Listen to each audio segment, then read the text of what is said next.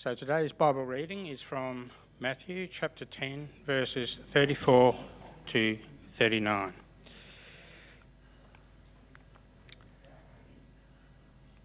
Do not suppose that I have come to bring peace to earth. I did not come to bring peace, but a sword. For I have come to turn a man against his father, a daughter against her mother, a daughter-in-law against her mother-in-law. A man's enemies will be the members of his own household. Anyone who loves his father or mother more than me is not worthy of me. Anyone who loves his son or daughter more than me is not worthy of me. And anyone who does not take his cross and follow me is not worthy of me. Whoever finds his life will lose it, and whoever loses his life for my sake will find it. This is the word of the Lord. Thanks be to God.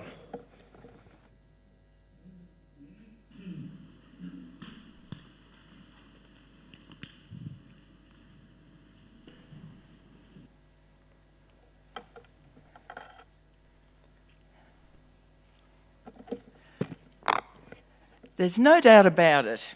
Life is difficult. It's confusing and messy and contradictory, and it seems to be getting more so the older I get. Especially these days, we look around us and everything we think we have known for certain is changing before our very eyes. The rules that we've relied on to keep us safe and secure seem to be falling around us like so many dominoes. So, in the face of so much unpredictability, it's understandable that we as Christians look with thankfulness on our faith in Jesus as the solid foundation for our lives, a safe stronghold in the midst of the tempests that life throws at us. Jesus is the one who never changes, the source of our unerring trust, a sure refuge in the face of never-ending change and challenge. And then we come to a passage like this. Jesus is the one who brings not peace, but a sword, whose very coming will create division and set even the closest of family members one against the other. Well, what might we ask? Whatever happened to gentle Jesus, meek and mild? Just where has Jesus, the Prince of Peace, got to? Over the last couple of weeks, we've been bravely tackling some of the more difficult Bible passages that really unsettle and disturb us.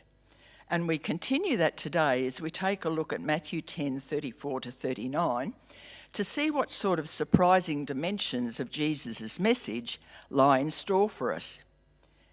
This passage forms part of Jesus' foundational teaching as he sends out his disciples on their mission to the world.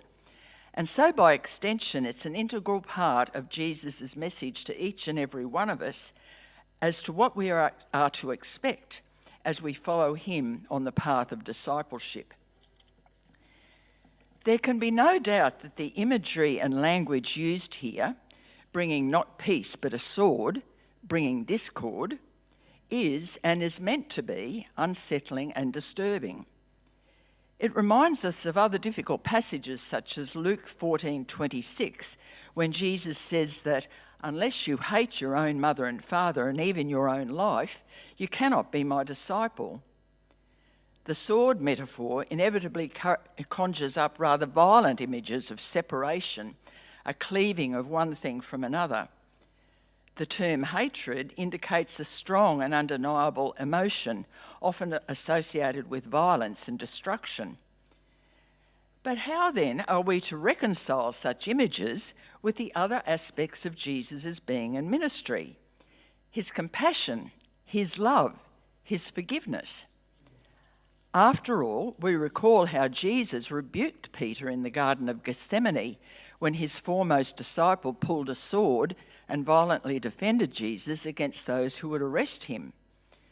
We remember Jesus' teaching about loving our enemies and doing good to those who would harm us. How then are we to make sense of these contrasting teachings? In an approach that helps to resolve these conflicts, biblical scholars indicate that Jesus here is using symbols such as the sword and strong terms such as hatred to convey a sense of urgency, of prioritisation, of a strong preferencing of one thing over another, rather than the usual connotations they might have of violence and destruction. Jesus is saying here then that when it comes to following him, what he demands is a radical decision that we choose him over and above the demands of all else, including family ties and other loyalties. He demands an allegiance higher than even the calls of family love and loyalty. It does not mean that we cease to love and care for our families or others, of course, but rather that Jesus and his message has the first call on our loyalty and our allegiance over and above everything and everyone else. I find it interesting that he picks the family and the prospect of family discord as the entity or symbol which challenges us with this rather stark choice for Jesus above all other considerations. But I think that it's no accident. After all, we are tribal animals. We mostly grow up in families, and our relationships with our families are usually the longest and most durable emotional connections that we will have over a lifetime. These connections and loyalties run very deep for us. Jesus in this passage seems to understand that families can be both a very important aspect of our lives, but can also be potentially problematic to us when it comes to sorting out the priorities of our lives or of choosing who or what we ultimately serve. Families and other close associations may be potentially what stops us from full obedience to God's call on our lives. How might this be? Well, one of the unspoken rules operating in the lives of many families, that at all costs we must keep the peace, we must not rock the boat, and that family harmony must be maintained at all times, may be part of the problem. We'd all be familiar with that old saying that at polite dinner parties and within many families, the two topics forbidden for discussion are politics and religion. They're just those areas that are most likely to make people hot under the collar and run the risk of disrupting family or group harmony. I venture to say that this can be a characteristic within the church as well. We often see ourselves as one big family, and certainly that affirms the shared love and nurture we offer to each other. But often this can also translate into a desire that the church be free of anything that smacks of conflict, that everyone gets along with everybody else, and that everyone will be just like us and toe the accepted line. Generally, I think it's true to say that there is a tremendous pressure on groups such as families or the church to maintain cohesion and solidarity, to get on board and not let the side down through division or contention. A few months ago, I attended a workshop run by Micah Australia, which is a coalition of Australia's leading Christian international development agencies and includes Uniting World. The CEO is Reverend Tim Costello, and he joined us for the occasion via a video presentation. In that presentation, Tim commented on his networking over many years with politicians of many and various persuasions across the political spectrum. He noted, and it's something that I've noticed too, and perhaps you have as well, that once politicians are out of the political fray, perhaps through retirement, how amazingly open and frank discussions are possible across the religious divides. People are most likely to appreciate the point of view of those who've previously been their opponents when they're out of the political fray. They are not nearly as likely to judge others harshly, and they can see the merit in other people's arguments. They are less wedded to their own positions as being infallible and the one and only way. I think this corroborates the impacts of groups on us, whether they be family or the church or political parties. Once part of the group, there's often a huge pressure to toe the line, to be on the same page, to not tolerate disagreement, and to exercise uniformity of thought and action. I suppose in modern parlance we would call that groupthink. But what, after all, is the problem with this closeness to others that we experience within our families and the church? What is wrong with this pressure to conform to the actions and thinkings of others who are close to us? I think what Jesus is pointing to here is that so often our allegiance to our families or even the church can keep us silent and can make us complicit in a status quo which harms people and which is contrary to the gospel. The sword that Jesus brings is the sword of truth. And when truth is brought to bear on a situation, it generates strong emotions because it can challenge the foundations on which we have built our lives and the things we've come to rely on for security and identity. And it can turn people against one another. We see this dynamic so clearly in the life of Jesus. When Jesus castigates the rich and powerful for their abuses of the powerless, when he criticises the wealthy for their reluctance to share with the poor, he is challenging a status quo which tolerates poverty in the face of great riches. When he overturns the tables in the temple, he threatens the business of those who make their fortunes from the exploitation of the religious poor. And when he says God's love is for all, not just for the powerful and well-connected, then he challenges the status quo of those groups in society who see themselves as the in-group and everyone else as the out-group. I think this is particularly a challenge for Christians like us, who mostly live in relatively privileged positions. The problem is that when we benefit from the current order with all its inequities and injustice, when we want things to stay just the same because they are comfortable and we're comfortable with that, then calls such as Jesus made for justice and compassion can feel unsettling. They can feel like conflict is being generated. We might be tempted to call for peace, peace, but there is no peace because there is no justice. Jesus' call for justice in the gospel message can often challenge our understanding of the ways that things should be. Jesus is saying here that shying away from the truth of situations and from having difficult and confronting conversations can be a form of complicity in injustice. Sometimes the most challenging enemies of truth and justice might be the good people in our lives who ask us to stay silent for the sake of family or organisational harmony, when Jesus instead, from his examples, calls us to radical criticism of a status quo that hurts people and separates them from God. I've experienced a very poignant example of this recently. Over the past few years, I've participated in the rallies for Palestinian rights that have been very prominent in Australian streets and indeed all around the world, in response to the tragedy that we were seeing in Gaza, which authoritative bodies, both Jewish and non-Jewish, have determined to be an unfolding genocide.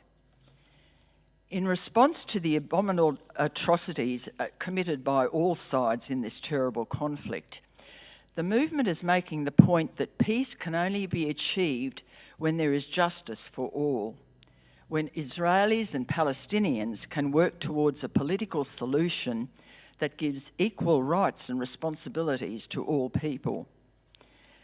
It has been uplifting in this movement to stand beside people of many faiths and indeed many people of no faith at all, those with Islamic, Christian and Jewish brothers and sisters who are working to this end. But it has been challenging to acknowledge the special cost borne by many of the mainly young Jewish people for their involvement in this cause. because calling for the rights of Palestinians to be given equal status to that of Israelis so often puts them at odds with their parents and other family members who demand loyalty to the family and to Israel at all costs. And this is no small thing when the closeness and loyalty of Jewish families is legendary. The suffering can be immense. Some are afraid to disclose their participation in the Palestinian rights movement because they know that their families would react in a certain way. Some have suffered ostracism and exclusion from their families because they are seen as letting the side down or being disloyal. Most have experienced threats of violence on social media for their stand. But in the words of one Jewish man active here in Brisbane, and referring to the post-Jewish Holocaust declaration of never again, he says, "Until it's never again for everyone, it can't be never again for anyone." For these brave Jewish people, Yahweh's call for justice and compassion has forced them to take a stand against violence and oppression, even when that means standing against family and religious pressure to keep quiet, to be complicit and loyal for the sake of family and religious and national unity. Perhaps another implication of this challenging reading is that Jesus calls us to redefine who actually constitutes our family. In Luke 11:27-28, we read, "As Jesus was saying these things, a woman in the crowd yelled out, 'Blessed is the mother who gave you birth and who nursed you.' But Jesus replied, 'Blessed rather are those who hear the word of God and obey it.'" Now we know that Jesus, of course, cared deeply for his mother Mary and ensured her ongoing support in the care of his disciple John was one of the last things he did as he hung on the cross. But I think in these verses, Jesus is redefining the concept of family and once again indicating that Christians need to prioritise, to preference, God's idea of family over our often more limited human understanding of family. Family is not just the group we were born into, those whom we get along with and are loyal to. Rather, God's family are those who decide to do his will and follow in obedience, who put their feet where Jesus placed his feet, who put their hands to work where he placed his hands.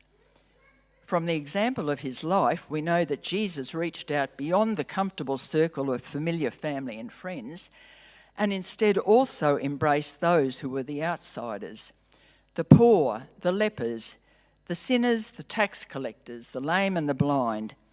In other words, the excluded and the unimportant. Is it possible then that our new family, our new kin in God, then becomes those who stand with those whom Jesus reached out to, the marginalised and overlooked, those who are suffering under unjust systems? Now we know only too well the repercussions which follow for those who challenge the rich and powerful.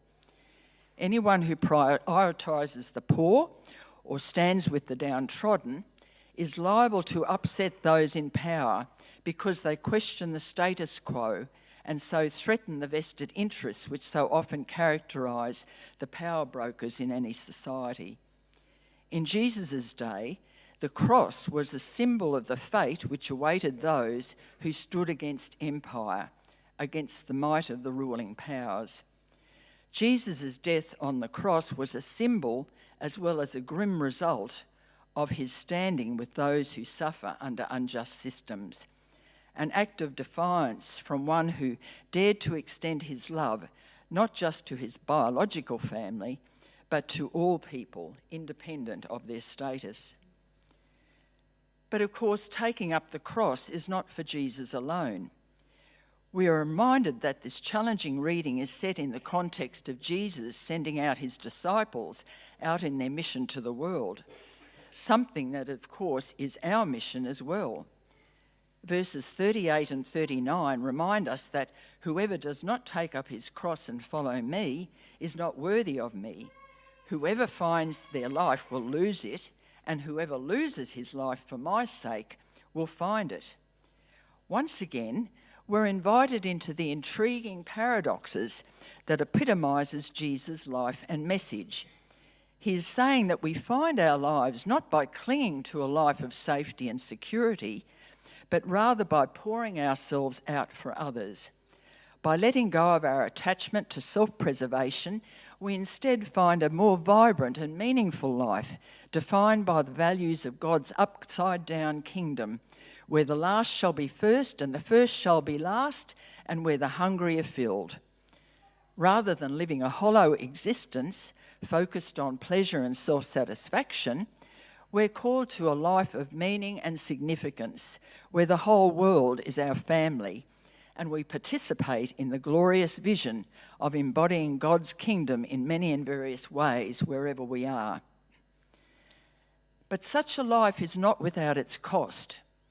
Solidarity with those who are suffering, as Jesus found, is costly work. It may cost us reputation, comfort, or even the fracturing of our closest relationships, the sword and family discord that Jesus referred to in today's reading. We only have to look around us to see copious examples of the way that moral actions on behalf of those who can't stand up for themselves are treated. The cost of standing up for the truth can be overwhelming. A sad and very inconvenient truth is that very few people or institutions welcome moral courage and legitimate questioning of unjust situations. The most likely outcome of wielding the sword of truth is that the person will be crucified in one form or another. I recall the experiences of those frontline workers in the Department of Human Services who pointed out to their superiors the mistakes being made during the robo-debt period, only to suffer organisational backlash, sleepless nights, and mental health challenges as a result of their treatment. We see this acting out all through history as well. We think of Martin Luther King Jr. and his leadership of the civil rights movement in the 1960s in the United States that sought basic human rights for Black Americans. For his efforts, he was investigated by the police, had his family subjected to threats of violence, was subjected to countless acts of violence himself, and finally met his own form of crucifixion at the end of an assassin's bullet. Sadly, it was often the good Christian white churchgoers who were his greatest opponents. The sad truth is that most of us feel happier when we're in a boat that is not being rocked. And yet it is to crucifixion that Jesus calls us. If we're not willing to face these crosses, we cannot truly follow him. No doubt you, like myself, have looked around over the last few years and felt that we do not recognise what the world has become. It seems that the world is at some sort of inflection point. I cannot remember a time when human rights, freedom of the press, the rule of law, and the international rules-based order has been under so much threat. We are suddenly in a world where it has become dangerous to care. A strange upside-down world where calling out injustices is seen to be the problem, not the injustice itself. A world where an American president places sanctions on judges sitting on the International Criminal Court and the International Court of Justice when they issue arrest warrants against those committing war crimes or genocide. In the words of W.B. Yeats's poem, The Second Coming, it feels as though things fall apart, the centre cannot hold, mere anarchy is loosed upon the world. And if the world around us is unsettling, perhaps it is appropriate that the words we've heard today from Jesus are similarly upsetting and disturbing. They tell us that together with the peace and reassurance our Christian belief affords us, the gospel also calls us away from a comfortable faith and instead to a radical disruption of the systems that prioritise personal peace over collective righteousness.